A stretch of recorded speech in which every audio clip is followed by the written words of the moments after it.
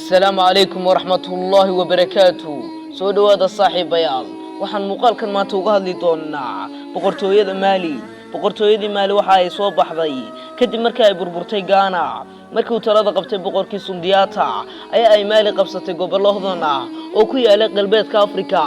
waxa kale Timbuktu laga qabsaday maamulkii taariikhda iyadoo oo Sundiyata uu bedelay magaalo camiran oo xuduun u ah ganacsiga iyo tacliinta magaalada Chene waxa ay ahayd meesha ay ku kulmaan ganacsiga waqooyiga iyo koonfurta dadka reer Chene waxa ay ahaayeen farsamo yaqaan xirfad leh oo sameeyay weelka dhoobo dherida dahabka qalabka birta soona dajista dhagaxaanta dhaaruurka lagu ridqo iyo kuushka boqortooyada Maali waxa ay hanti tiro badan ka heshay godadkii dahabka laga qodi jiray ee Buure caasimada ugu horeysay ee Maali oo waxa la oran jiray Niamey waxa laga dhisay meel u dhow godadka dahabka laga qodo Maali waxa ay gaadhay horumarkeedii ugu sareeyay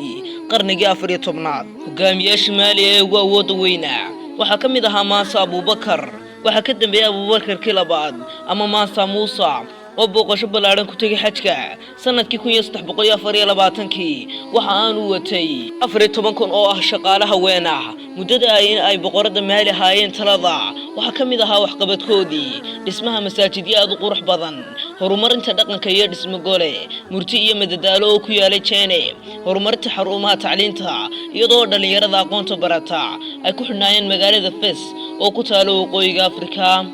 qorayaasha taariikhyahanada Carabta sida Ibn Khaldun iyo Ibn Battuta waxa ay ka warbixiyeen hodantinimadi horumarkii iyo deeqsinimadii boqoradii Mansa ee ka talin jiray Maali waxay hoos dhacday kadib markii ay dagaalo daba dheer